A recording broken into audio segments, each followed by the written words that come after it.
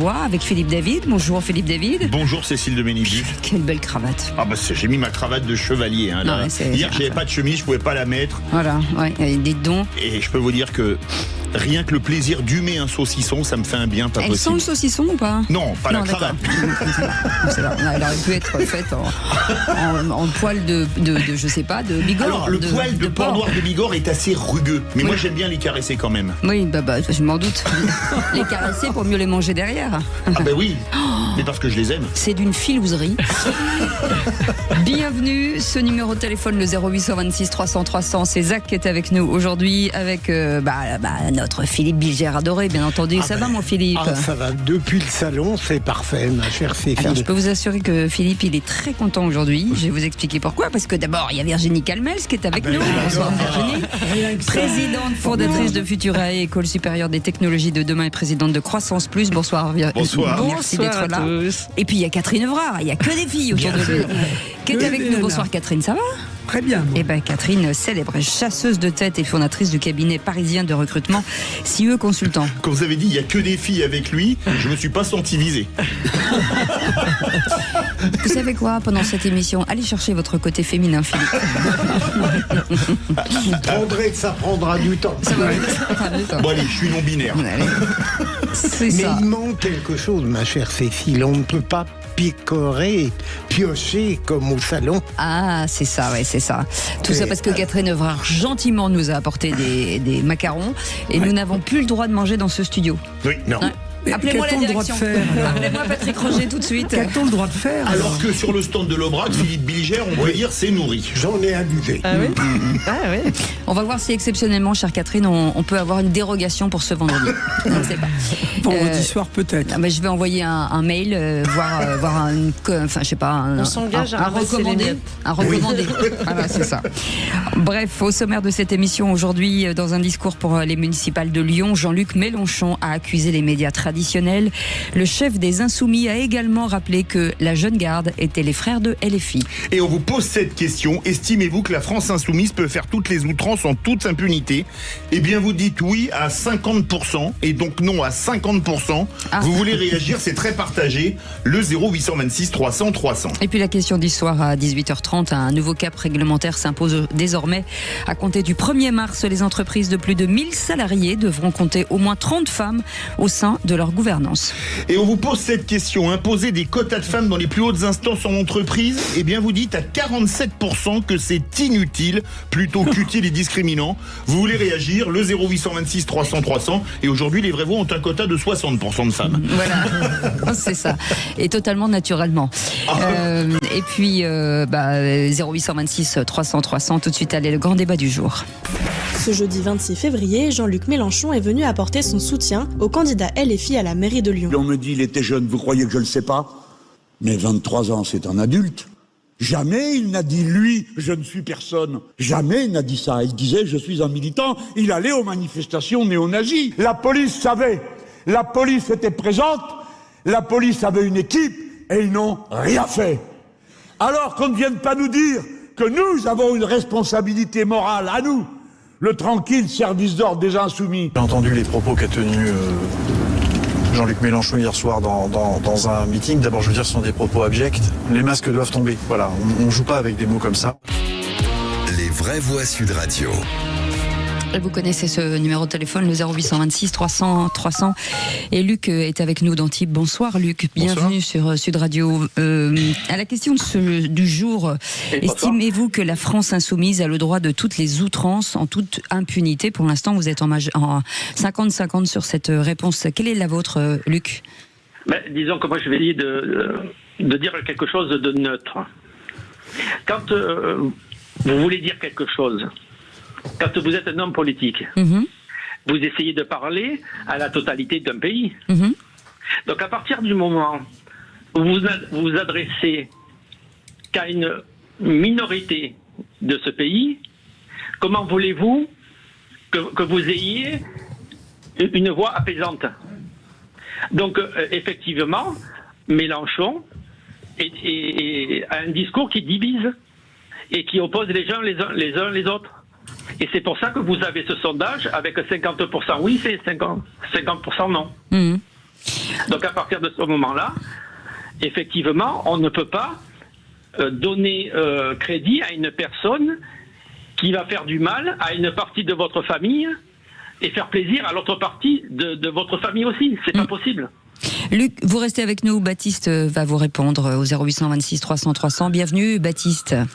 Bienvenue. Bonjour. Bienvenue sur Sud Radio. Quel est votre avis sur cette question du jour ? En fait, j'ai pas compris ce que vient de dire l'auditeur précédent. Je sais pas ce que je dois répondre en fait. En fait, il dit que quand on est, quand on veut aller, j'imagine au plus gros haut niveau de l'État, il faut parler à tout le monde et non pas seulement à ses électeurs. Ah, d'accord. Eh ben, je suis pas d'accord. Voilà, je suis pas d'accord. Je m'en doutais un peu quand même. Non, mais j'ai très peu de répartie parce que je sais pas quoi répondre à un truc aussi évident que ça. Je vais prendre un exemple volontairement exagéré. Je pense que M. Bolloré, M. Zemmour, M. Arnaud n'ont rien à faire de ce que peut bien proposer Jean-Luc Mélenchon pour ce pays et que Jean-Luc Mélenchon va pas s'adresser à eux et ça me semble normal. Non, mais eux ne veulent pas être président de la République, ce qui est le cas de Mélenchon. Quand on veut être président de la République, forcément, on s'adresse normalement à tous les Français. C'est ce que veut dire Luc. Y compris avec les néo-nazis qui ont défilé ce week-end ? Alors là, on est sur de façon tout à fait transparente. On est sur un sujet. On avait deux épineux. envoyés spéciaux qu'on a eu d'ailleurs dans Les Vraies Voix font parler la France, notamment parce que je le rappelle, Lyon Capital et Sud Radio font partie du même groupe qui est Fiducial Média. Ils avaient deux envoyés spéciaux. Il y avait 3 ou 4 ou quelques provocateurs qui ont fait des bras tendus et qui ont tenu des propos racistes, mais la manifestation n'a pas été violente. Il n'y avait pas de drapeau à croix gammée ou quoi que ce soit, contrairement à ce qu'on dit. Il faut remettre le clocher. Parce que le terme nazi, c'était mon coup de gueule avant-hier. Maintenant, on traite de nazis tous ceux qui sont pas d'accord avec soi. Mais excusez-moi, pour moi, le nazisme, ça a fait 6 millions de morts et c'est pas un mot manié à la légère, quoi. C'est comme la nitroglycérine. Et si c'était Mélenchon qui les avait envoyés, ces 3 campins ? Personne n'a posé la question. Moi, à sa place, c'est ce que j'aurais fait. Là, c'est vraiment ridicule. Bonne soirée, Cécile. Je suis vraiment désolé. D'habitude, je prends plaisir à discuter avec vous, mais là, en fait, c'est pas possible. Prétendre que Jean-Luc Mélenchon a envoyé des gens foutre la merde en manif et que vous la laissiez dire, je sais pas qui est cette personne. Baptiste, j'ai pas dit, j'ai dit si. Je suis pas sûr du tout. Baptiste, une très bonne soirée. Baptiste. Bon, allez, 0826 300 300. Il rappellera dans quelques instants. On va faire une petite pause. De toute façon, c'était le moment de la pub. Vous restez avec nous si vous voulez bien entendu débattre avec nos vraies voix. On est ensemble jusqu'à 19h. Sud Radio. Sud Radio. Parlons vrai. Parlons vrai. Sud Radio. Parlons vrai. Leclerc, bonjour. À engager, Paypal certifié présente. Les vraies voix Sud Radio, 17h-19h, Philippe David, Cécile de Ménibus. Soyez les bienvenus, Sud Radio est ravi en tout cas de vous accueillir tous les jours. Il y a marqué Parlons vrai sur nos murs et puis certains ont envie de débattre et d'autres moins. Quoi qu'il en soit, Zach vous attend au 0826 300 300. On a bien conscience avec Philippe David que notre question est volontairement un peu, comment dirais-je, provoque. Elle met le doigt où ça fait mal. Avec cette question du jour, estimez-vous que la France insoumise a le droit de toutes les outrances en toute impunité? On est avec Luc il y a quelques instants. Ce numéro de téléphone 0826 300 300. Philippe Bilger. Mais bougez pas, Luc, ne bougez pas. En réalité, la question de Sud Radio est même d'une certaine manière modérée.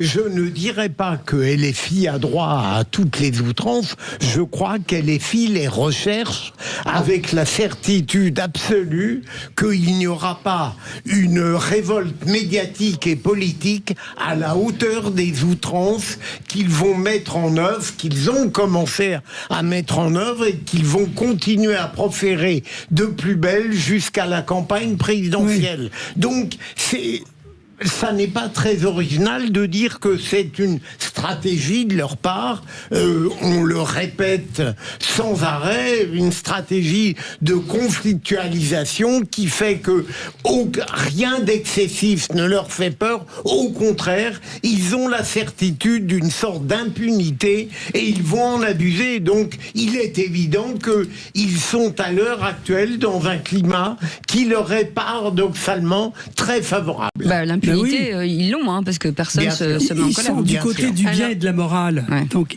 eux sont persuadés qu'ils sont du côté du bien et de la morale. Ouais. Donc tout est permis. Et tous les autres sont des fachos, des machins, des trucs. Très bien. Oui, je pense qu'ils se croient en impunité. En revanche, moi, je suis une optimiste de nature. Je pense qu'il y a quand même une limite. Alors, peut-être pas une limite sur l'électorat de Jean-Luc Mélenchon, mais sur l'opinion publique dans son ensemble. Il a quand même poussé, là, le bouchon, pardon de cette expression, mais vraiment très loin dans ce meeting. Et vous en avez énuméré, mais on peut aussi... On va en écouter dans quelques instants. Les remarques sur Epstein. Écoutez, vous permettez, on l'écoute. On va l'écouter. On l'écoute. Sauf s'il s'agit de l'affaire Epstein. Ah, je voulais dire Epstein. Pardon. Ça fait plus russe, Epstein. Hein? Alors maintenant, vous direz Einstein au lieu d'Einstein. Frankenstein au lieu de Frankenstein. Eh bien voilà, non, tout le monde comprend. Non mais vous voyez là, je pense quand même. Là, on a dépassé une limite quand même. Il a dépassé des limites. Bon, il y avait déjà beaucoup d'outrance, hein, c'est pas nouveau. Mais là, on a vraiment l'impression, au-delà du fait que, moi j'aime bien la politique et je dois reconnaître que je trouvais Jean-Luc Mélenchon cultivé, plutôt un grand tribun, même si ce n'est pas du tout mes idées. Tribun. Moi, je considérais qu'on avait sur la classe politique. En tout cas, moi, j'ai pris parfois, je vais l'avouer, au micro de Sud Radio, du plaisir même à l'écouter dans certains débats.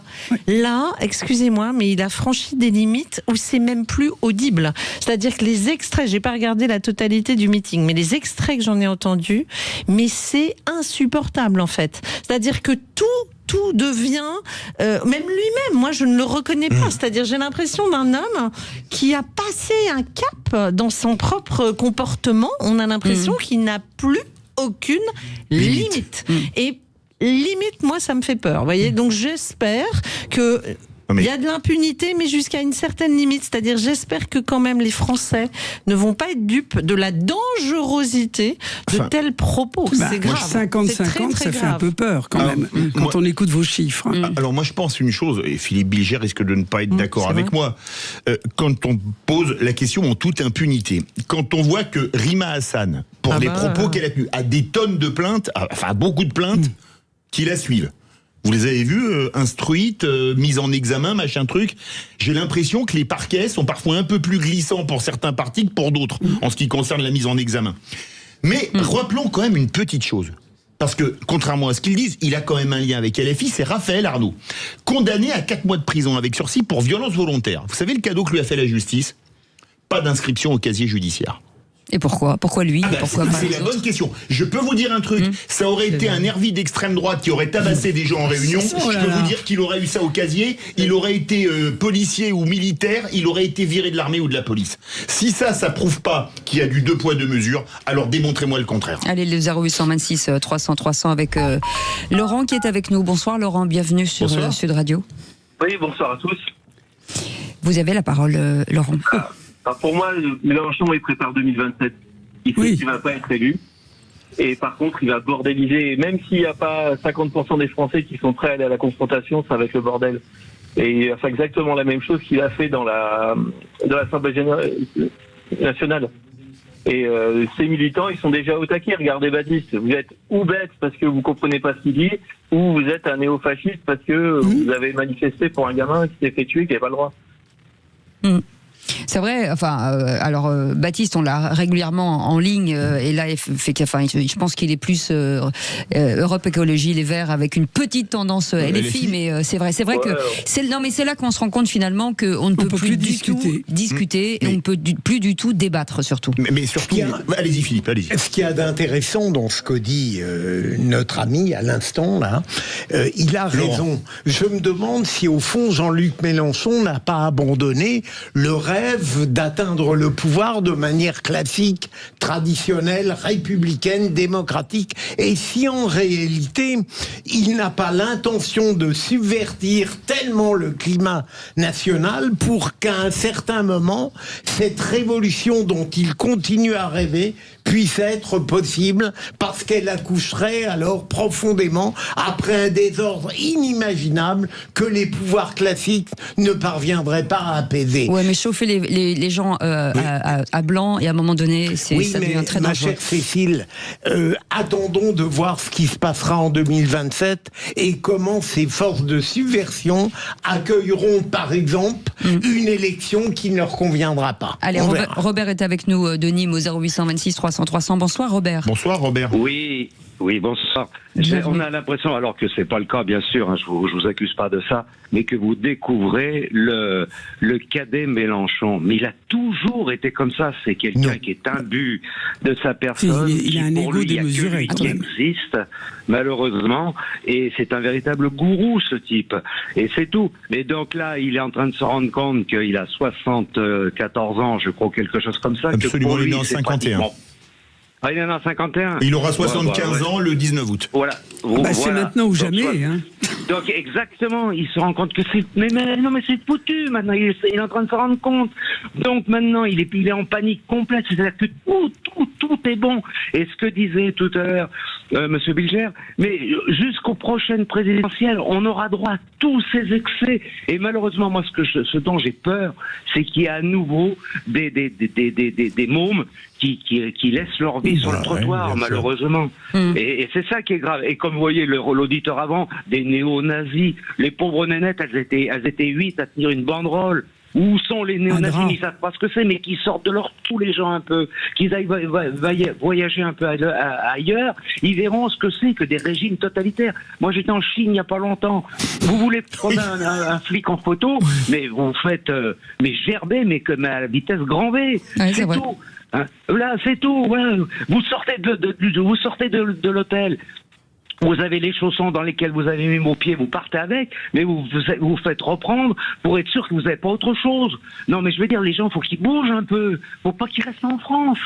Faut voir un peu. Alors, ce type-là, je vous dis, et puis il est là, c'est ce que je disais il y a quelque temps. Il est en train de, là, c'est comme l'antisémitisme. Mais il est viscéralement antisémite. Il est viscéralement antisémite, ce type. Moi, je le connais, je l'ai vécu dans l'Essonne. C'est une pourriture fini. Attention Robert. Mais c'est vrai qu'ils ont le droit de taper, d'humilier, et il se passe jamais rien. Il faut quand même le dire. Voilà, exactement. C'est dingue. Et il a un appart, il a un appart qui est derrière la gare de l'Est, qu'il a acheté à l'époque où tout était en baisse. Pendant qu'il était là, que les pauvres gens qui sont là, qui l'idolâtrent pratiquement, n'arrivent même pas à payer leur fin de loyer, qui vaut je ne sais plus combien maintenant. Non, mais attendez, mais faut qu'ils grattent un peu, les gens, qui grattent un peu pour voir ce que ça vaut, un Mélenchon. Après, comme disait tout à l'heure Virginie Calmels, hein, c'est-à-dire qu'il a une telle aura, il a une sur les gens qu'effectivement ils sont. Oui, il y a une côté fascination, parce que c'est quand même quelqu'un qui a de l'éloquence, etc. Mais là, il me semble qu'il est en train de perdre. Il perd ça parce qu'il va trop loin. Ouais. Et quand on va trop loin, j'espère qu'ils se rendent compte que c'est pas assez. Même les jeunes vont se dire, il va quand même très très très très loin. Et ce côté antisémite qui est totalement maintenant assumé, débridé. Bon, il y avait Rima Hassan, mais là, honnêtement, dans un meeting où il y avait quand même beaucoup de monde, aller aussi loin dans la provoque. Mais pourquoi personne ne dépose plainte? Pourquoi? Mais ça, c'est fou, ça. Parce qu'ils ont peur. Je vais vous le dire. Parce qu'ils ont peur. Parce que là, quand on a dépassé ça, vous avez un propos qui va de travers, vous risquez d'être menacé. Mais parce qu'il est très habile, Mélenchon. C'est pas marrant. Moi, je considère que son jeu de mots sur Epstein, c'est parfaitement une tonalité antisémite, mais il est plus habile que Jean-Marie Le Pen. Ah bah oui. C'est-à-dire, il fait très attention. Il est au bord, toujours. Allez les amis, dans un instant, le seul contre tous avec Philippe Bilger. Ne jamais se défendre, toujours attaquer. On en parlera dans un instant. Et Philippe David, vous voulez un référendum sur le Frexit? On en parle dans un instant. Soyez les bienvenus. 0826 300 300. Zach est avec nous jusqu'à 19h. Sud Radio. Parlons vrai. Sud Radio. Parlons vrai. Et comme dirait Philippe Bilger, le vendredi, c'est toujours une journée un petit peu particulière. C'est vrai, mon Philippe. Elle est très agréable. Elle est très agréable parce qu'il y a des filles. C'est pour ça que vous la trouvez agréable. Vous n'y êtes pas pour rien. Vous êtes mignon. Vous savez que je ne mens jamais, malheureusement. Là, c'est ça. Là, vous venez de mentir. Non, mais il n'a pas menti puisqu'il n'a pas parlé de vous. Et puis en ce qui me concerne, circuler aussi. Voilà, donc ça en fait déjà deux de moi. Mais non, vous inquiétez pas. Catherine Evrard est avec nous, chasseuse de tête et fondatrice du cabinet parisien de recrutement CE Consultant. Virginie Calmels est avec nous aussi, présidente fondatrice de Futurae, école supérieure des technologies de demain et présidente de Croissance Plus. On la voit beaucoup partout, Virginie. Il faut se battre pour défendre l'entrepreneuriat dans ce beau pays. Et vous le faites remarquablement bien. Merci. Allez, tout de suite, le seul contre tous. Les vraies voix Sud Radio, seul contre tous. Et là, normalement, ça devrait clasher un peu. Philippe Bilger, on vous écoute. J'ai eu envie, voyant la démarche intellectuelle et politique de Jean-Luc Mélenchon, de le rapprocher de quelqu'un que j'ai beaucoup admiré dans les débats médiatiques, c'est Éric Zemmour. Je n'ai jamais entendu quelqu'un qui était plus doué dans les débats médiatiques qu'Éric Zemmour. Et j'ai vu un point commun entre Jean-Luc Mélenchon et Éric Zemmour, c'est que tous les deux, même confrontés aux polémiques et aux interrogations les plus graves, les plus redoutables, ils ont une attitude commune. Ils ne reculent jamais.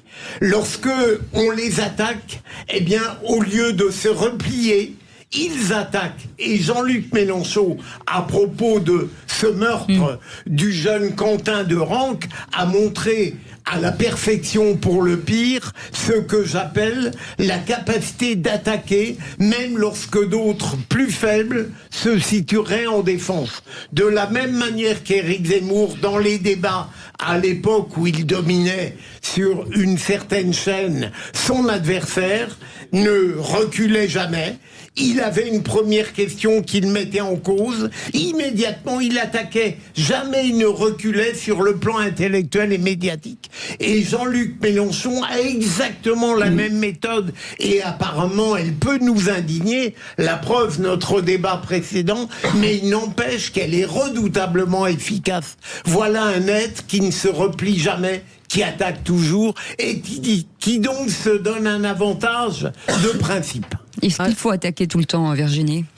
Dans ces débats. Alors d'abord, je me permettrai de pas être tout à fait d'accord avec Philippe sur la comparaison, parce que objectivement, je n'ai jamais entendu Éric Zemmour défendre à ce point-là l'indéfendable de ce que Mélenchon est en train de faire.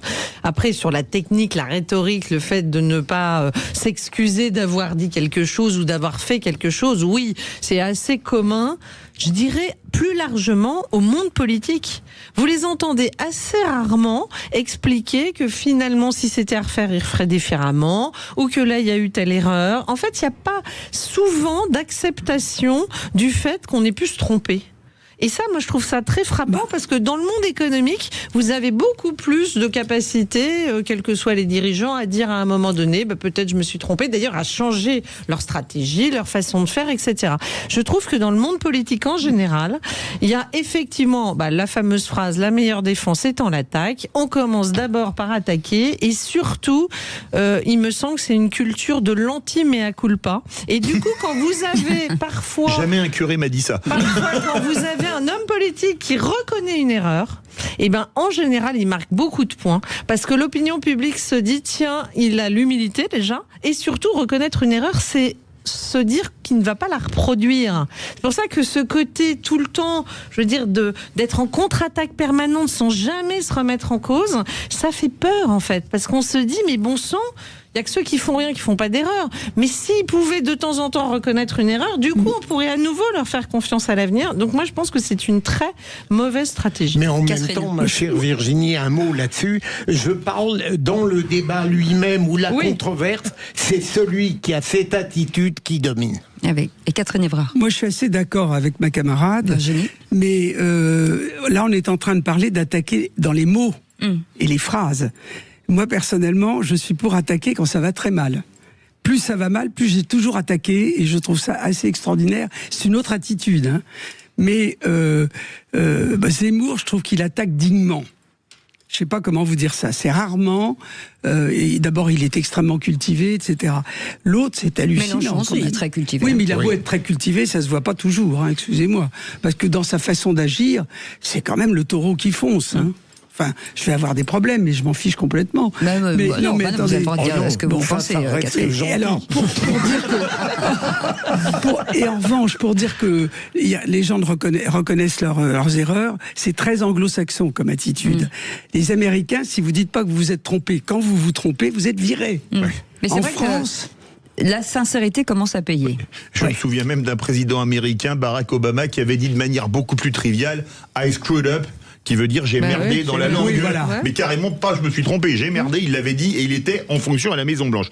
Moi je suis pas d'accord avec Philippe Bilger, moi je crois que la politique c'est rassembler. Un homme politique, il doit rassembler.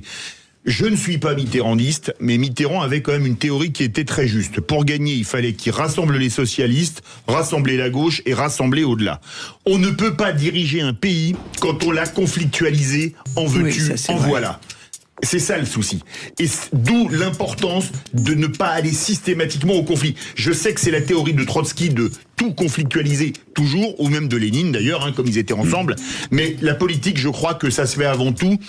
Si on doit avoir des tripes, avant tout avec la tête. On ne parle pas de stratégie de conquête du pouvoir. Je parle de débat, de réponse aux pareil, tout conflictualiser, rentrer dedans, non, ça marche pas pour moi. Et avec du courage. Et avec du courage. Ce qui manque quand même en plus à l'heure actuelle. Il est chevalier du port noir du Bigorre, donc on peut pas le contredire. On ne peut plus le contredire. Non, on peut plus. Alors il n'a pas changé sur le plan des concepts. Au moins pour une semaine. Ça m'étonne que Cécile n'ait pas dit maintenant, il a du caractère gras. Alors j'aurais pas dit maintenant, j'aurais dit maintenant déjà. La méchante. Maintenant c'est breton. Allez Philippe David, c'est votre tour. Il faut un référendum sur le Frexit. Oui, alors je suis pas le premier à en parler. Sur la BBC, il y a quelques années, en 2018, je crois, Emmanuel Macron avait dit que si on faisait un référendum sur le Frexit, en France, il passerait probablement. Ben moi, j'ai envie de dire chiche. Il faut consulter les Français.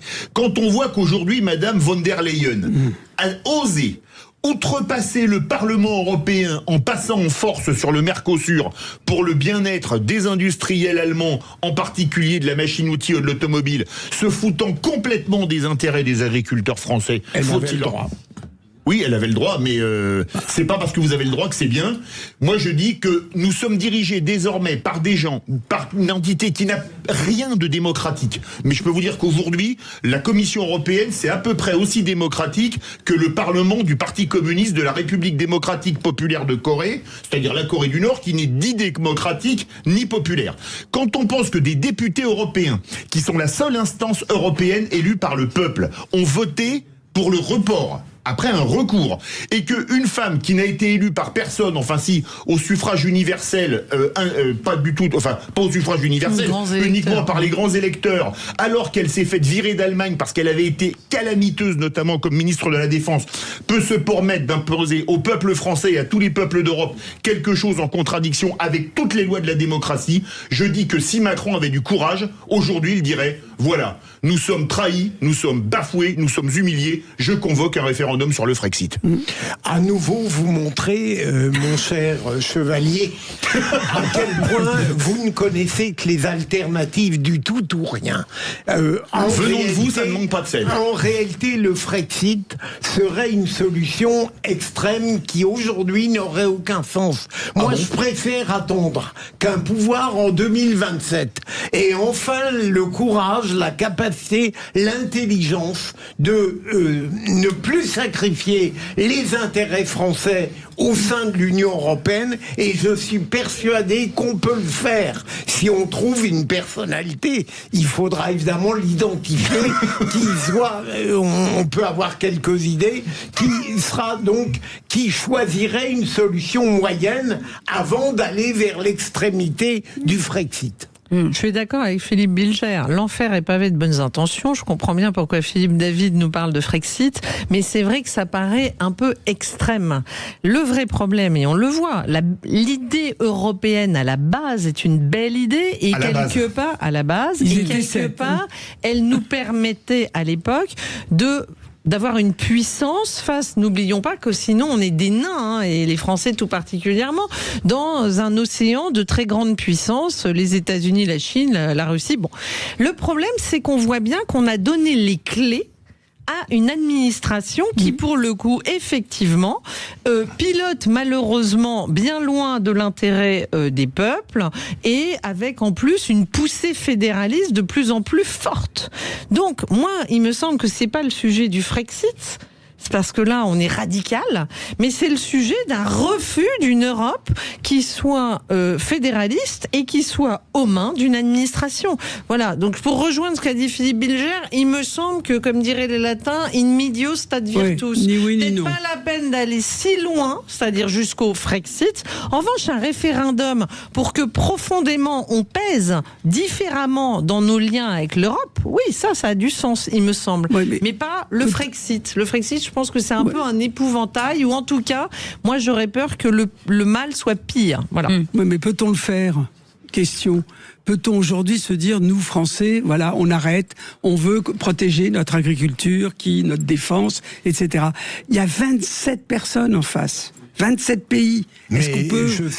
Il y a des pays qui ont réussi à sauvegarder dans certains domaines leurs intérêts. L'énergie, les Espagnols ont réussi, c'est nous qui bêtement appliquons.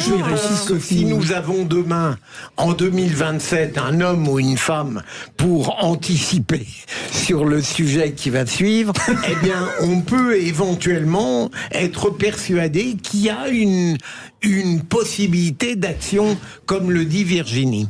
Non mais moi je crois une chose, c'est qu'aujourd'hui, un président de la République française ne décide pratiquement plus de rien. S'il y a un vrai pouvoir qu'il a, et on espère tous qu'il l'utilisera jamais. Si, le 80 km/h.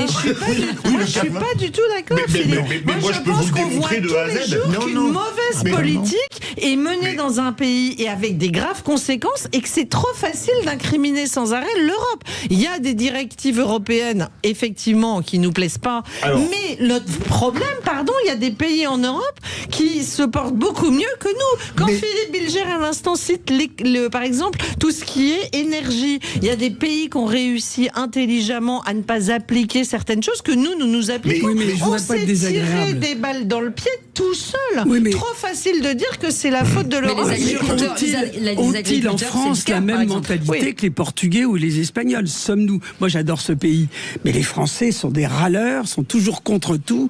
On n'est pas tout à fait au même niveau que des Espagnols. Non mais elle a raison. Regardez l'agriculture, c'est-à-dire qu'il y a ce que dit l'Europe et ce qu'on en rajoute. Mais bien sûr, on surtranspose. Mais surtout, on prend des mauvaises décisions, mais on le voit avec nos comptes publics. Tout le monde n'est pas à 118% de dette en Europe. Mais pourquoi? Mais moi je vous dis pourquoi. Mais parce que depuis 30 ans ou 40 ans, on a une classe politique en dessous de tout. On a eu que des mauvais. Oui, mais c'est pas que l'Europe. Non mais attendez, le problème c'est que comme on a transféré tous les pouvoirs et que maintenant on peut plus les reprendre, sauf à aller au Frexit, eh ben c'est la seule solution. Mais non, mais vous m'avez rien démontré du tout. La baisse de la dépense publique, c'est un sujet français. Le problème de notre éducation qui part en vrille, le problème de la santé, etc., c'est français, c'est pas européen. Allez, malheureusement. On n'a pas le temps, mais là j'avais d'autres contre-exemples, c'est pas grave. Vous avez eu 6 minutes quand même, c'est pas mal. Mais en revanche, c'est une belle transition, puisque dans un instant, on reviendra sur Ursula von der Leyen, qui a annoncé aujourd'hui que l'Union européenne allait appliquer de façon provisoire l'accord commercial avec les pays du Mercosur. Vous allez pouvoir vous engueuler encore une fois. Allez, qu'est-ce qu'il y a, Philippe David? Vous voulez dire un Dieu? Mais taisez-vous à jamais alors. Allez, à tout de suite. Sud Radio.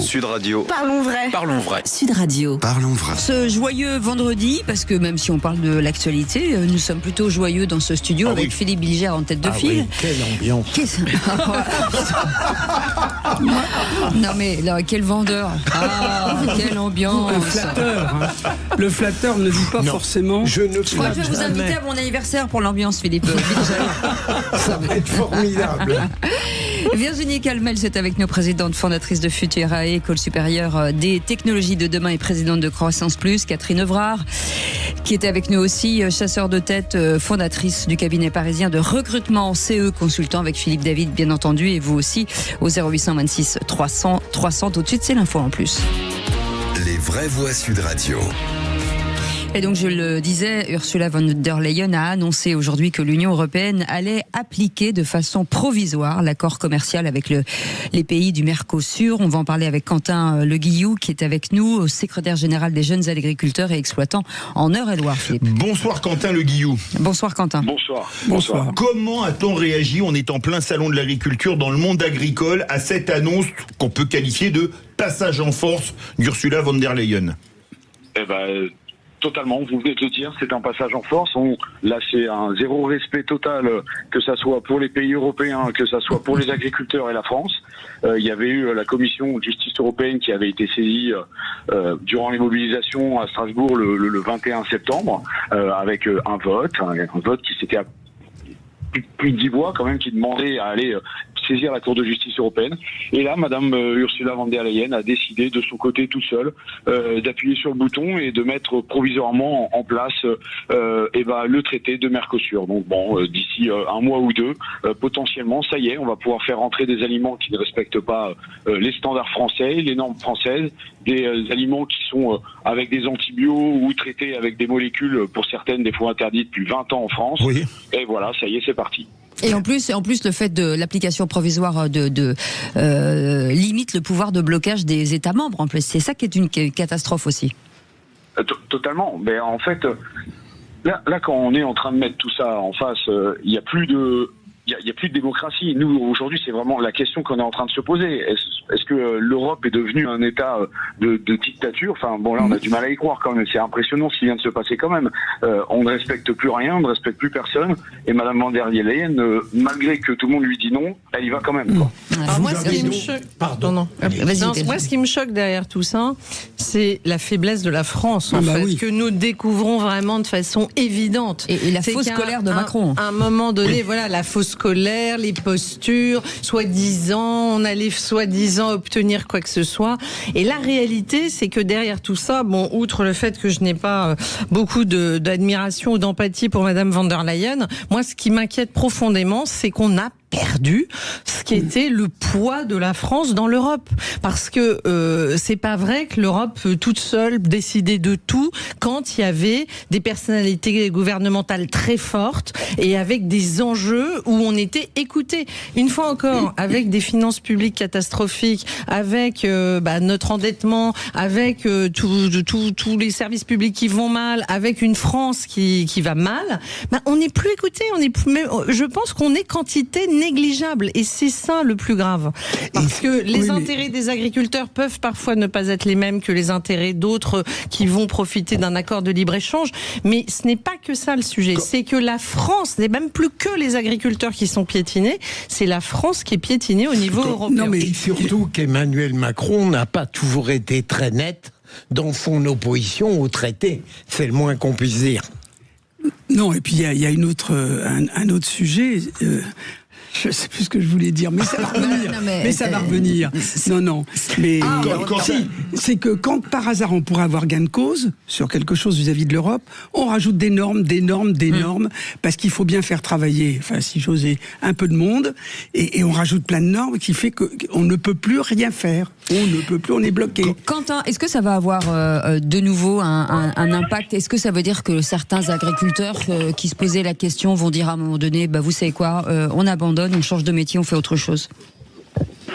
Mais peut-être pas, j'espère pas en attendant d'en arriver aussi loin. Malheureusement, en fait, c'est quand, depuis 3 ans maintenant, l'agriculture en France, en pleine crise, qu'on est en train de voir qu'on a des produits qui sont totalement en concurrence entre les pays européens, avec à l'international, qu'on a un enjeu quand même géopolitique actuellement qui est très fort, avec les États-Unis qui aujourd'hui est capable du jour au lendemain de changer ses montants de taxes, les Chinois et les Russes qui sont en pleine guerre commerciale aussi, ou qui nous taxent aujourd'hui nos denrées, et nous dans le milieu de tout ça, l'Union européenne n'est même pas capable de s'entendre pour essayer de faire quelque chose de propre. En tout cas, merci de votre témoignage, Quentin Le Guillot, qui était avec nous, secrétaire général des jeunes agriculteurs et exploitants en Eure-et-Loire. Et c'est très bien l'Eure-et-Loire, puisque je suis né à Chartres, oui. je tiens à le rappeler. C'est important, voilà, c'est un compatriote. Et vous savez, on vous soutient bien entendu, nos amis agriculteurs. Vous avez la parole quand vous voulez. Allez tout de suite, les insolites de Philippe David. Les vraies voix Sud Radio. Alors, les insolites de la semaine. Tiens, est-ce que vous vous souvenez de votre plus grosse facture de téléphone portable en euros? Non, mais... Parce que je vais vous raconter l'histoire. À peu près. Très cher. Oui, j'ai oublié de déconnecter quelque chose en allant à l'étranger. Eh bien, écoutez, là, c'est un Anglais. Il change le forfait de téléphone portable de sa fille et il n'a pas lu les petites lignes qui disaient que maintenant le roaming était illimité mais non inclus. Et que c'était 6 000 € de l'heure, et ils partent en vacances au Maroc. Ils reçoivent un texto avec une première facture de 25 000 €. Non. Ils allaient dans le désert, le père reçoit ça, il dit bon, il y a eu un problème, j'appelle la hotline, mais il n'y a personne, c'est pas trop grave. Résultat des courses, il revient, il n'arrive pas à les joindre, il rentre de vacances, et là, dans une nouvelle facture de 22 000 €, donc en tout, près de 48 000 €. Mon Dieu. Pendant 2 mois, il a dû négocier, il a mis l'affaire dans les médias, et finalement, c'est l'opérateur qui s'appelle O2 a accepté de lui retirer la facture de 48 000 €. Mais bravo, parce que c'est sympa. Alors la preuve qu'il faut bien lire les contrats, parce que là, c'est parce que la gamine était toujours sur TikTok. Voilà. La deuxième info dingue de la semaine, c'est une étude de Time Out, le magazine qui cherche les villes où on fait le plus l'amour dans le monde. Et il y a une ville française... Je crois que c'est dans mon arrondissement. Et il y a une ville française qui arrive en 6e position, et à votre avis, 7e, laquelle? Une ville française? Oui. Nice. Non, je rigole, il y a que des vieux. Cannes. Il y a que des vieux. Pas loin. Menton. Saint-Tropez. Non, grande ville. Nîmes. Grande ville. Non. Marseille. Marseille, voilà. Mon cul. Mais ça, c'est dans le Lot. Eh bien, oui, Marseille arrive. Alors, ah bon? Oui, parce que 64% des gens font l'amour au moins une fois par semaine à Marseille, d'après l'enquête qui a été faite. C'est parce qu'il y a plus de menteurs à Marseille. Et les deux villes où on fait le plus l'amour au monde, ex aequo. Alors, il y en a une, c'est grand mais petit, c'est Macao, en Chine. Et l'autre, alors là, surprise, c'est Cracovie. Cracovie. Alors là, j'ai été très surpris. Et il y en a qui se réjouissent parce que ce sera demain. Quand je dirigeais Actuel, on avait fait une étude quand même sur les meilleurs lovers. Alors ça, c'est autre chose, mais c'était assez marrant. Et là, les Français arrivaient en tête. Non, pas du tout. Très mauvais. Très mauvais. Qui arrivait en De mémoire, c'était les Autrichiens. Et on a essayé de savoir pourquoi, mais c'est parce qu'ils étaient partout dans les stations de sport d'hiver et qu'il y avait une période de l'année où ça n'arrêtait pas. De tous les côtés. Alors, attendez. Ils sont très beaux, les Autrichiens. Non, c'est surtout... Je suis en train d'acheter un billet pour l'Autriche. Excusez-moi, mais il fallait bien que ça vienne. C'est sympa. Vous avez une toute petite dernière, très courte. Alors, la présélection des 2 premiers mois de l'année pour le prix de l'humour politique a été faite, et il y en a une que j'ai trouvée très drôle. C'est Bruno Retailleau qui dit au sujet de Laurent Wauquiez: je ne comprends pas, quand on dîne avec lui et sa femme, il est charmant. Allez, à retrouver bien entendu en podcast. On va podcaster ça? Non, on fait... Bon, alors c'est pas prévu, mais on va en parler avec Aurore Web. On va faire une réunion. Je vous propose qu'on fasse ça hors antenne. On fasse une réunion antenne, oui, effectivement, parce que moi je veux pas vous mettre dans l'embarras, parce que je pourrais dire des trucs, mais je vais pas les dire. Et attention quand même. Allez, dans un instant, le coup de gueule de Philippe David. C'est encore à vous dans un instant. Ah oui, l'amiante est interdit en France depuis 1997. Enfin, maintenant il y en a, mais dans les jouets de nos enfants. Allez, on en parle dans un instant. Soyez les bienvenus. 0826 300 300. C'est toujours Zach qui est avec nous. Si vous voulez entendre sa douce voix, c'est le moment de nous appeler. À tout de suite. Sud Radio. Sud Radio. Parlons vrai. Parlons vrai. Sud Radio. Parlons vrai. Cécile de Ménibus. Et comme tous les jours, on fait l'appel à cette heure-ci parce que voilà, Philippe Bilger est là. Il est là. Voilà, Virginie Calmel, c'est là, présente. Voilà, c'est bien. Catherine Evrard. Présent. Voilà, dis donc, au bon accueil, bonjour. Philippe David. Sir, aussi. yes, sir. Yes, sir. Yes, sir. Et tout de suite, le coup de gueule de Philippe David. Les vraies voix Sud Radio. Le coup de gueule de Philippe David. Comme d'habitude, je vais remettre le clocher au milieu du village, un village qui s'appelle Montreuil-sous-Bois dans la Seine-Saint-Denis. Pourquoi Montreuil-sous-Bois? Parce que c'est dans cette commune limitrophe de Paris que se trouve le siège de la Direction Générale des Douanes et des Droits Indirects et que les informations tombées ces dernières semaines m'ont obligé à faire ce coup de gueule, sachant que les douanes sont l'administration chargée de contrôler les marchandises qui rentrent en France. Il y a 3 mois, en novembre dernier, la France entière avait été outrée de la commercialisation en France de poupées sexuelles représentant des enfants, entre autres sur les plateformes chinoises Chine et AliExpress. Premier scandale, mais comment expliquer que ces produits aient pu entrer en France en toute tranquillité? Hier, on a appris que la DGCCRF, la Direction Générale de la Concurrence, de la Consommation et de la Répression des Fraudes, avait retiré de la vente des jouets pour enfants distribués entre autres chez Emma ou encore Action en raison de leur danger pour la santé. Et le moins qu'on puisse dire est que le danger est réel puisque ces jouets contiennent de l'amiante.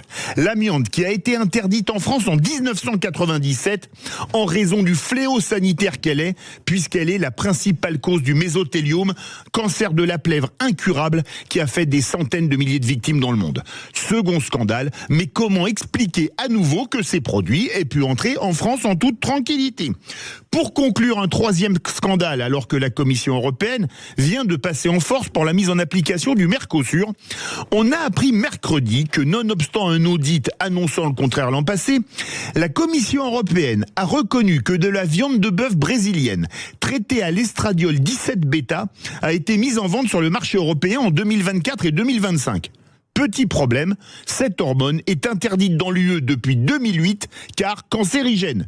Mais ne vous inquiétez pas, nos agriculteurs ne sont absolument pas victimes d'une concurrence déloyale avec l'arrivée des produits du Mercosur, tout comme notre santé n'est absolument pas mise en danger avec des hormones cancérigènes ou des jouets à l'amiante. Pour la Commission européenne, le libre-échange est tellement plus important que notre santé. Que d'indignation justifiée, mon cher Philippe. Moi, pour l'amiante, je ne connaissais que l'amiante anglaise de Marguerite Duras, mais bon... Non mais c'est scandaleux. C'est scandaleux et puis c'est d'autant plus agaçant qu'on a parlé tout à l'heure de surtransposition de normes, voilà, on sent bien que derrière il y a énormément de normes, ça horripile tout le monde, mais au moins on pourrait se dire au nom de certaines normes, on passe à côté de catastrophes sanitaires et en fait là, cher Philippe, vous nous expliquez le contraire. Donc là on se dit on peut contrôler. Trop de normes tue la norme. Ouais, voilà. Oui, et surtout de nombreux tout petits paquets qui nous arrivent de toutes parts, qui ne sont jamais contrôlés. Et vous y trouvez des tas de choses, des petits beurlus, de la poudre, enfin plein de choses, et ils ne les regardent pas. Ils sont contrôlés, mais pas suffisamment. Bah oui, ils le sont, vous avez raison. Trop entière. Ils le sont, mais pas suffisamment. Non, il faudrait beaucoup plus de monde, surtout. Mais ce que je trouve hallucinant, c'est qu'on a en ce moment un boulanger à Miramas qui a 61 ans, qui met la clé sous la porte, parce que pour mettre sa boulangerie aux normes européennes, ça lui coûte tellement d'argent qu'il a intérêt à fermer parce qu'il ne pourrait plus rentabiliser.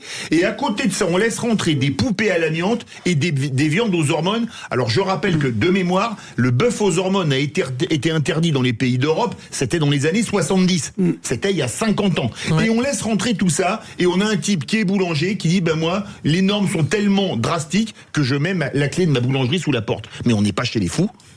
Non, d'habitude, vous dites, on n'est pas chez les dingues. Oui, chez les dingues, mais c'est vendredi. Voilà, c'était pour mettre un petit peu d'humour parce qu'effectivement, c'est difficile à comprendre et difficile à croire surtout. Ah oui. Chers amis, dans un instant, et puis je vous rappelle que ce coup de gueule, vous pouvez le réécouter en podcast. Je dis vrai cette fois-ci, Maxime? Oui, cette fois, oui. Ouais, cette fois, on va dire donc, on fera une réunion à la fin de la mission, c'est pas grave. Je crois que je suis convoqué. Un vendredi soir, c'est pas cool, hein, franchement. Allez, dans un instant, les amis, nous nommerons un nouveau ministre et un ministre du temps libre dans un instant. Et puis ce sera le qui c'est qui l'a dit. Voilà, Catherine Evrard va rentrer dans la danse du qui c'est qui l'a dit. Non, sûrement pas. Moi, je suis trop nul. Non, vous avez révisé un peu quand même, non? Ouf, très difficile. Voilà. Je vous donne mon RIB et quelques questions. D'accord. Vous aurez une enveloppe à la fin de l'émission. Et tout on ça a en direct. abandonné tout espoir avec Virginie. Je suis désespérée. Allez, elle est trop bonne. Sud Radio. Sud Radio. Parlons vrai. Parlons vrai. Sud Radio. Parlons. Vitamine C, fibres, vitamine A, sucre naturel et même du potassium. Ah, et puis si vous êtes à 1,89€ le filet de 1 kg jusqu'au 28 février dans les magasins Aldi, je comprends qu'on se l'arrache. À ce prix-là, nos produits peuvent se la raconter. Aldi, la meilleure qualité à prix discount. Variété Nadorcote, origine Espagne ou Maroc, info sur aldi.fr. Vosfactures.fr, logiciel de facturation en ligne, procédure PDP, PA engagé, PayPal certifié, présente. Les vraies voix Sud Radio, 17h-19h, Philippe David, Cécile de Ménibus.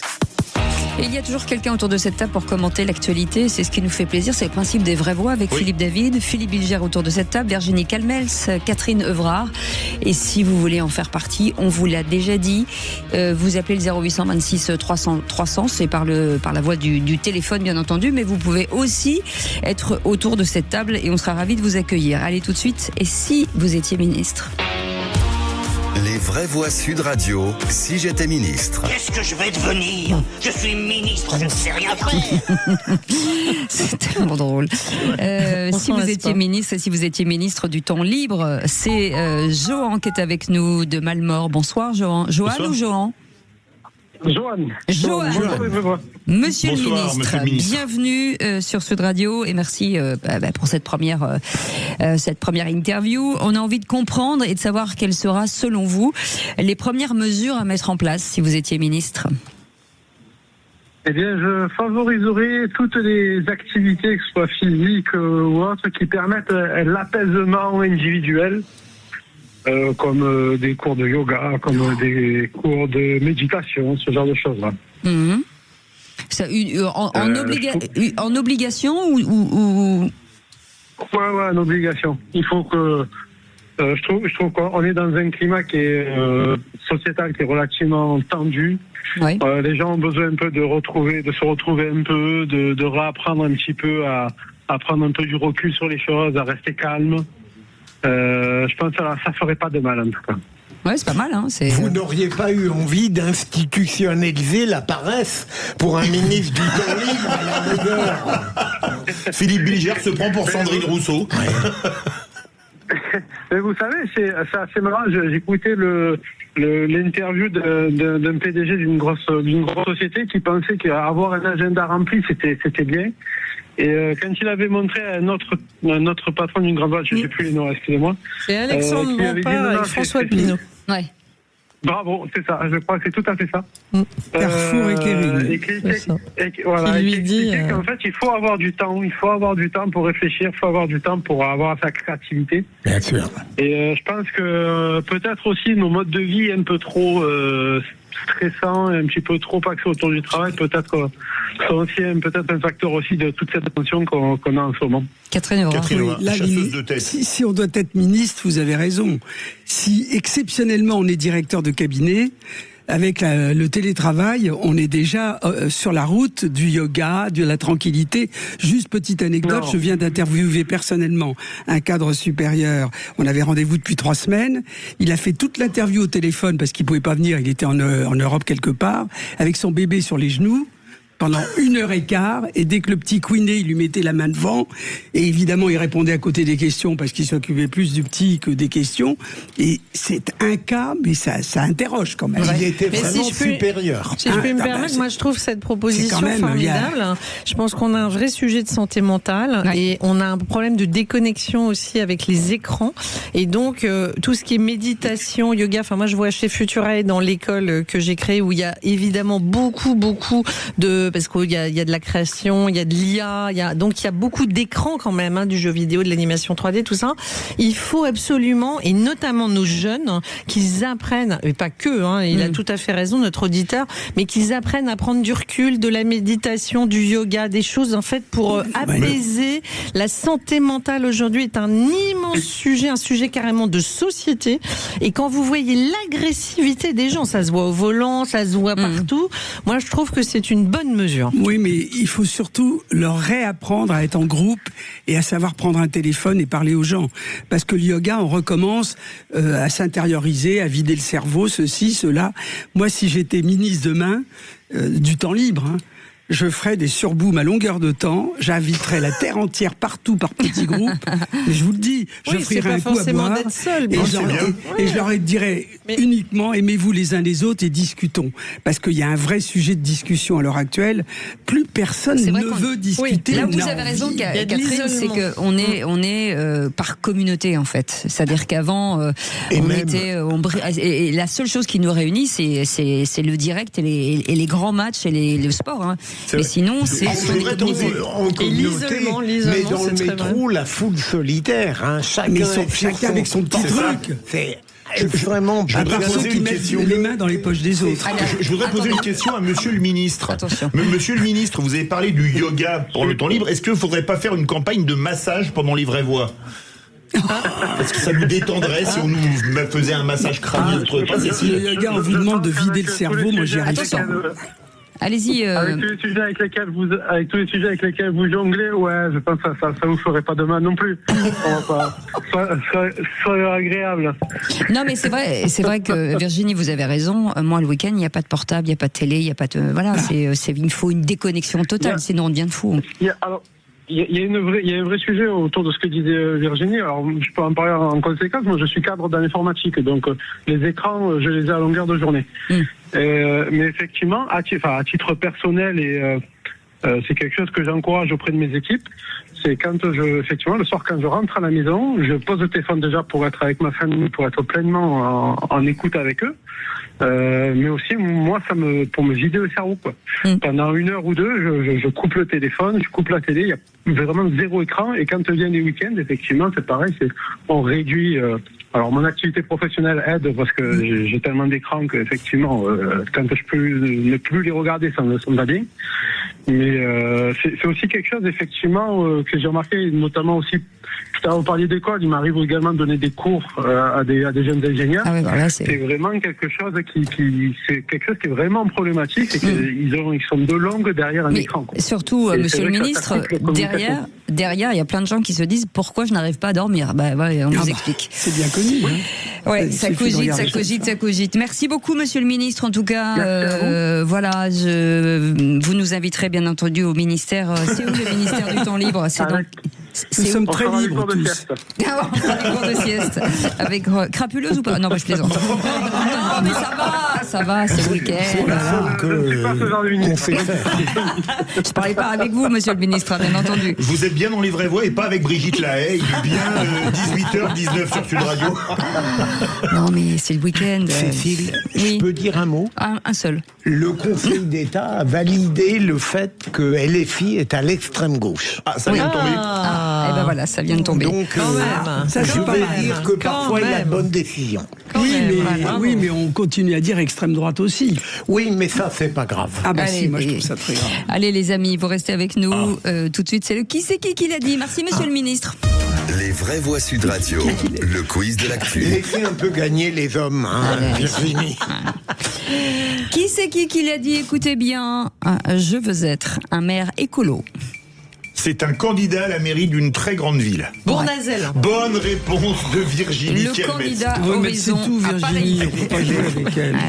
Qui a donné un bon indice quand même. Qui c'est qui l'a dit? Celle-là, je l'ai trouvée drôle. Sur la fréquentation du salon de l'agriculture, c'est à la fin de la foire qu'on compte les bouses. Il y a beaucoup de gens qui ont dit ça. Oui. Ah bah c'était ce matin sur Sud Radio. Bonne réponse de Virginie Calmel, c'était ce matin sur Sud Radio. Annie Genevard, ministre de l'Agriculture. Qui c'est qui l'a dit? Vous connaissez la jeune garde avant que Raphaël Arnaud soit élu? Moi non. J'ai du mal à le croire, mais bon. C'est un candidat, de gauche, candidat dans une très grande ville. Dans une très grande ville. Très grande ville, candidat. Et c'est pas Bournazel. C'est pas Doucet. À Lyon, Doucet. Non. C'est pas un candidat de très très grande ville. Si je dis à Marseille. Non mais si je vous dis c'est pas Bournazel, c'est qui d'autre? Grégoire. Bonne réponse. Encore. Mais en plus elle est d'une vivacité. C'est pas possible. Qui c'est qui l'a dit sur la présidentielle? L'idéal serait d'élargir le socle commun, rassembler du PS à LR. C'est pas Wauquiez? Non, c'est un ancien ministre. Il était ministre il n'y a pas très longtemps d'ailleurs. Bruno Le Maire? Non. L'autre alors. Non, il était au même poste que Le Maire. Oui. Quand vous avez mal au rein, vous avez mal au... Armand, aux fesses. Non. au coccyx. Non. Au dos. Non, c'est un nom. C'est un nom. Les reins. Les hanches. Non, les... Oh là là. Les longs. Les Les lombaires. C'est pour qui? Il va être content qu'on Là, l'appelle. c'est Virginie qui a dit lombard. Il va être content qu'on l'appelle les lombaires, je vais vous le dire. Là, tu m'as fait la passe. Là, vraiment, j'ai marqué le but, mais je peux pas être plus clair, parce que là, j'ai fait ce que j'ai pu. Mais tu vois, on l'a oublié, celui-là. Ah oui, il n'a pas... Qui c'est qui l'a dit le 10 mai 1981? Je vous demande ce soir d'avoir une pensée pour cette partie de la France qui ne partage pas notre joie. Mitterrand? Non. Non. C'est pas Jack Lang qui va la nuit et le jour. Non, c'était... Chirac. Non, on dira pas que c'était un proche de Mitterrand parce qu'ils s'aimaient pas beaucoup, mais ils étaient dans le même parti. Michel Rocard. Bonne réponse, Michel Rocard. J'ai dit Rocard tout seul. Ouais, mais on va donner le point. On commence ça, on va te donner. Non, bien mérité. T'as dit Michel, j'ai dit Rocard. Non, j'ai rien entendu. Moi, j'ai dit Dis quelqu'un qui Elle n'a a dit Michel Rocard. Oui, mais moi j'ai dit Rocard. Comment? Elle avait déjà dit Michel. Elle a dit Michel Rocard. Ah, moi j'aime bien que les gens soient fers. Hein. Attention. Ah bah, non, mais comptez pas sur Bilger dans ce domaine. C'est quand vous avez 4 points, vous m'en laissez un quand même. Qui c'est qui l'a dit? Nous sommes contre la violence. Nous défendons la révolution citoyenne. La révolution par les urnes. Mélenchon? Non. Chikirou. Bonne réponse. Oh là là, mais il y a quel? Mais non, mais ça ressemble tellement à Mélenchon. Elle est époustouflante. Mais non, mais franchement, ça ressemblait plus. C'était du Mélenchon dans le texte. C'est vrai. Donc, c'est sa femme. Qui c'est qui l'a dit? Je réalise plus que jamais combien le cinéma et les films nous offrent une respiration nécessaire. Ah ben c'est Camille Cotin ou non? Ou c'est... Mais c'était hier soir aussi. Le président de Non, c'est pas son Laverne. Son père et son oncle sont très très connus. Bedos, non. Non. Sur France 2, ils sont très très connus. Duhamel. Camille Cotin. Ouri.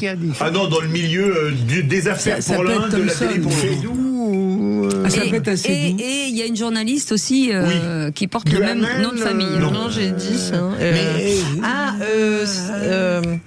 C'est pour moi, comment il s'appelle? Et vous êtes sûr que c'est pas Camille Cotin? Non, parce que c'est j'ai tout du écouté. cinéma de France Télé, non, c'est ça. Drucker. Bonne réponse, Léa Drucker. Oh là là. Ah non, mais Elle a dit ça hier. Oui. Oui, absolument. Mais vous dormiez. Ah non. Je suis resté jusqu'à minuit. Si, c'est votre femme qui me l'a dit. Vous m'étonnez. Que vous somnoliez à longueur de temps. Et s'il y avait une erreur, ma chère Cécile. Il n'y a plus de film. Eh ben, on lui couperait la tête, Philippe. Qu'est-ce que je vous dise, soyons. Il n'y a plus de film, c'est fini. Qui c'est qui l'a dit? Tiens, encore une citation cinéma. C'est du vent le cinéma. De l'illusion, des bulles, du bidon. Un très grand acteur français disparu il y a 50 ans cette année. Ventura. Non, il fait comme ça, il fait que... Gabin. Bonne réponse. Mais c'est pas vrai. Non, mais j'ai fait une super imitation. Oui. Non, mais il y a des indices quand même. Je veux te dire. Philippe Bilger, vous n'êtes pas réveillé depuis la cérémonie des Césars. La nuit a été longue, là, Moi, je depuis suis minuit et resté demi. sur le aimez-vous les uns les autres. C'était sur quelle chaîne, aimez-vous les uns? C'est Catherine qui me disait tout à l'heure que son rêve, c'était... Eh bien, écoutez, 6 points pour Virginie Calmès, 2 points pour Catherine Evrard. Bravo. Quant à Philippe Bilger, Fanny pour la 2e fois de suite, quand même. Bien sûr. Non, il est juste élégant, c'est tout. C'est un garçon élégant avec les femmes. Il y a 2 personnes qu'on distinguait au Tour de France, le premier et le dernier. Oui, et je rêve d'être le dernier dorénavant. C'est chose faite. Absolument. Ça serait bien que vous soyez le premier un jour quand même. Allez, lundi, je vais essayer. Dans un instant, la question du soir, imposer des quotas de femmes dans les plus hautes instances en entreprise. Est-ce que c'est selon vous utile, inutile ou discriminant, Philippe? Eh bien, c'est à 50%. Discriminant désormais. Vous voulez réagir, le 0826 300 300. On en parle dans un instant. Sud Radio. Sud Radio. Parlons vrai. Parlons vrai. Sud Radio. Parlons vrai. Ça s'est passé dans le Grand Matin Week-end. Philippe David, Cécile de Minibus.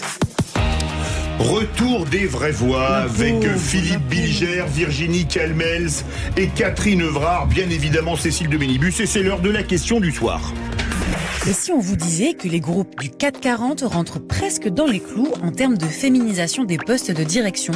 C'est la conséquence directe de la loi Rixain, promulguée en décembre 2021 et qui impose à partir de mars 2026 un quota de femmes de 30% au poste de direction des entreprises de plus de 1000 salariés, avec à terme un objectif de 40% dès mars 2029. Mais le chemin reste long. Toujours selon l'étude de Schema Business School, les femmes ne représentaient en 2025 que 7,5% des 80 postes de président ou directeur général des entreprises du CAC 40. Au sein de ces 40 grandes entreprises, aucune femme ne cumule les fonctions de président, directeur général. Les vraies voix Sud Radio. Il y a peut-être une raison. Et donc la loi Rixain imposera donc aux entreprises de plus de 1000 salariés d'avoir au moins 30% de femmes dans leurs instances dirigeantes dès le 1er mars. 0826 300 300. Et c'est Romina qui est avec nous de l'ESCU. Bonjour Romina, bienvenue sur Sud Radio. Oui, bonjour. Que pensez-vous de cette loi Rixain? Est-ce que vous pensez que c'est bien d'imposer un quota de femmes dans les grands groupes en fait? Moi, je pense que c'est quand même déjà malheureux de devoir imposer un quota. C'est écrit dans la Déclaration des droits de l'homme. On est tous égaux. Et je ne vois pas pourquoi les entreprises se verraient contraintes, en fait, obligées absolument d'embaucher des femmes. Des femmes sont compétentes. Et il y a peut-être, là en l'occurrence pour ce poste-là, des femmes qui sont compétentes ou qui ne le sont pas, mais pourquoi ce quota de 30%? On n'est plus sur une question du mérite. Et il faudrait surtout, c'est que ce soit évident pour tout le monde, cette histoire aussi de masculinisme qui pose problème à mon sens. Et les femmes sont aussi compétentes que les hommes. Mmh. J'ai une vraie question moi, à poser Virginie et à Catherine Evrard qui sont avec nous. Est-ce qu'on n'a pas aussi un peu une responsabilité, nous, de ne pas nous imposer, de ne pas envoyer nos CV, est-ce qu'il n'y a pas une pédagogie à faire là-dessus aussi? Alors c'est vrai que, pardon Catherine. Non, mais c'est vrai que on se limite souvent. Enfin moi je l'ai vu dans ma carrière plein de fois. J'ai vu des hommes demander une promotion sans trop réfléchir à leurs compétences. J'ai vu des femmes hésiter, se dire est-ce que je suis vraiment légitime? Il y a parfois un peu de, je sais pas si de la timidité ou de la peur de ne pas être légitime. Mais ce que je voudrais dire moi par rapport à la loi Rixain, c'est que elle me semble pas très bonne cette loi, parce qu'elle a fixé 30% et ce sera 40% à horizon 2030, voilà, sans tenir compte du vivier. Je veux dire, en fait, ce qui est intéressant, moi, ce que j'aurais proposé, c'est plutôt quelque chose d'homothétique, c'est-à-dire que vous êtes dans un secteur, par exemple, le luxe, je sais pas quoi, il y a beaucoup de femmes, qu'il y ait 30 ou 40% de femmes dans le COMEX, ça choque personne, parce qu'il y a le vivier pour ça, puisque elles sont déjà peut-être majoritairement présentes dans l'entreprise. Vous voyez, L'Oréal, par exemple, dépasse 40%. Enfin, il y a beaucoup d'entreprises du CAC 40 aussi, qui sont au-delà du ratio. Oui. Mais c'est des secteurs féminisés. Vous êtes dans l'automobile ou dans la sidérurgie, c'est un peu compliqué d'imposer le même quota alors qu'il n'y a pas le même vivier. Donc ça, c'est ma première remarque. Et la deuxième, c'est que je pense qu'on a une responsabilité, et je le fais avec Futurae, École supérieure des technologies de demain, de féminiser aussi les sujets, tous les domaines scientifiques et technologiques où on ne trouve pas assez de femmes.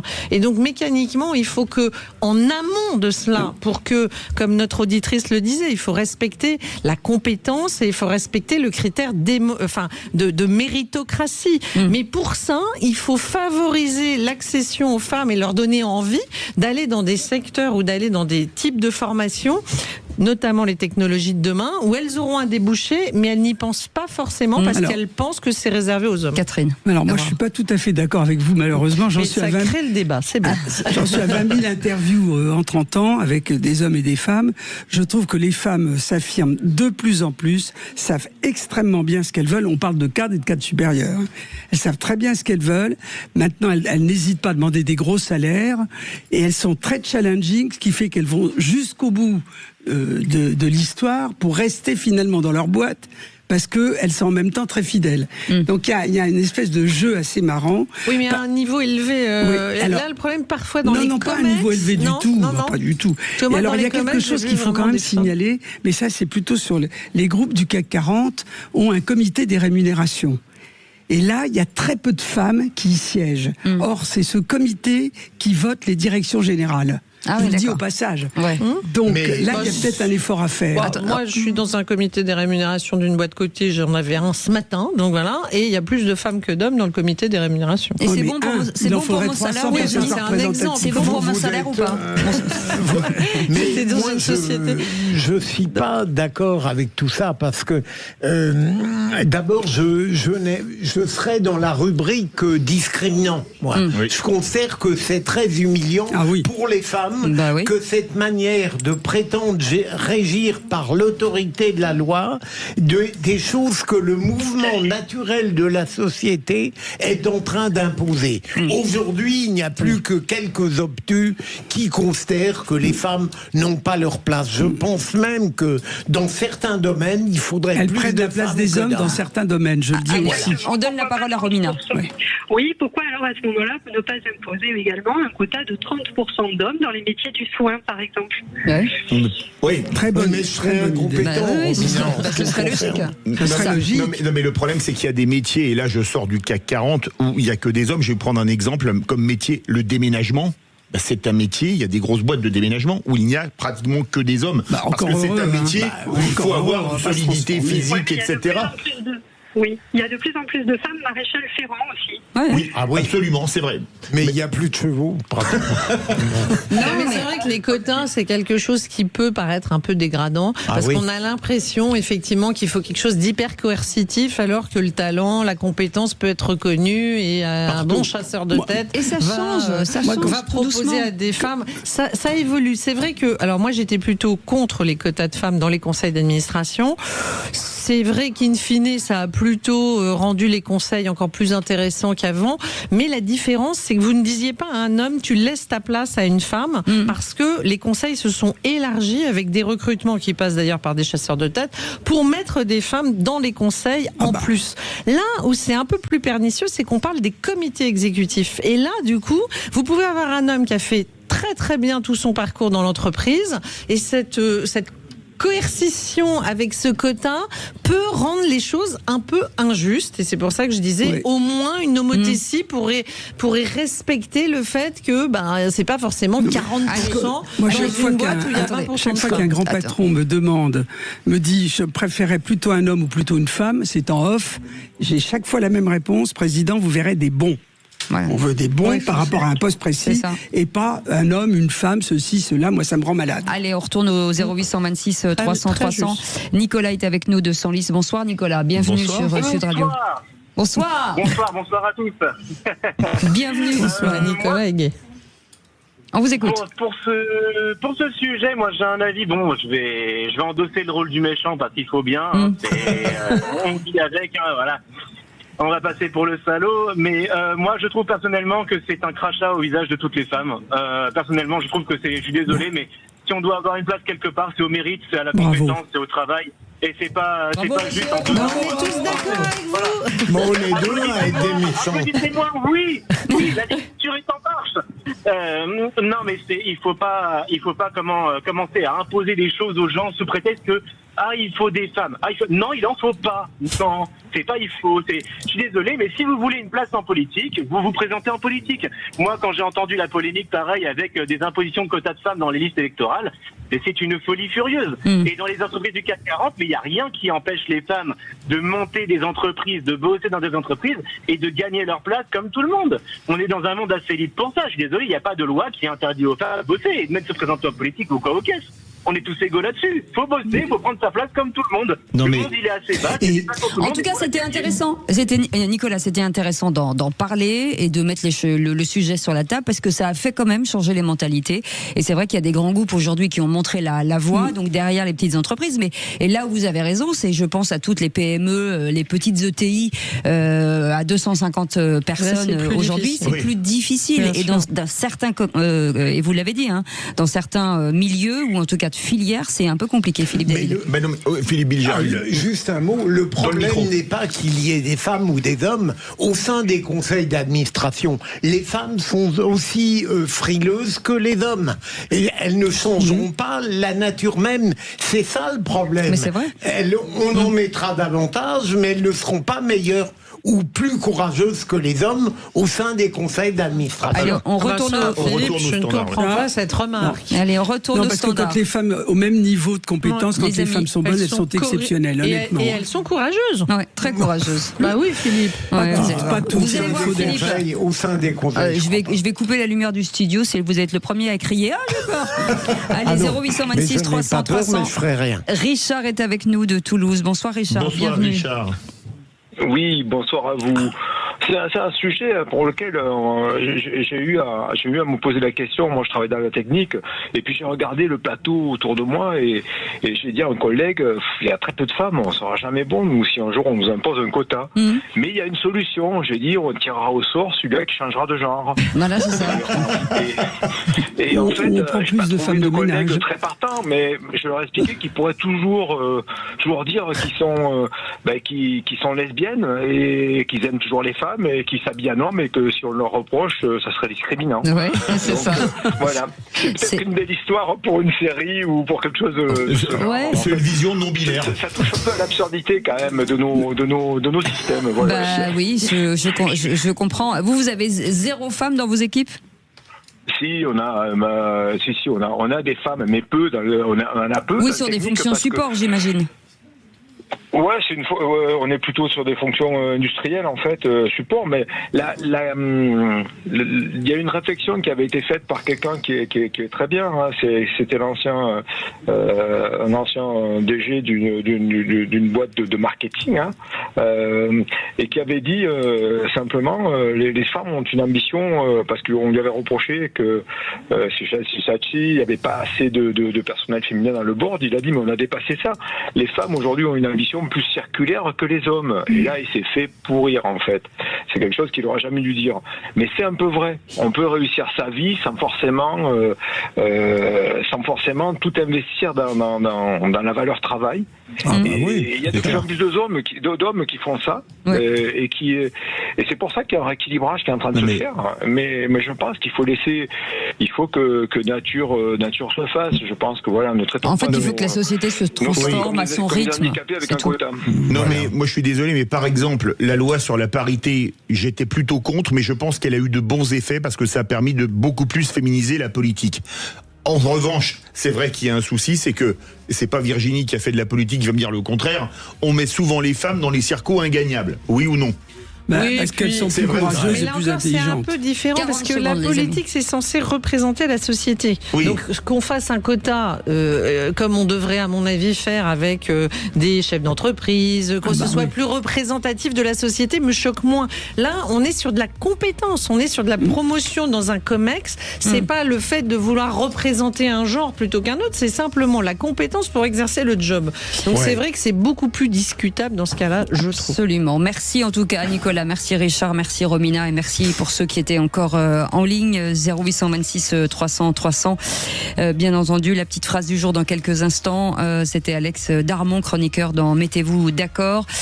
Chaque jour avec Valérie Expert entre 10h et 12h. On en parle dans un instant. À tout de suite. Sud Radio. Sud Radio. Parlons vrai. Parlons vrai. Sud Radio. Parlons vrai. Procédure PDP, PA engagé, PEPOL certifié, présente. Les vraies voix Sud Radio, 17h-19h, Philippe David, Cécile de Ménibus.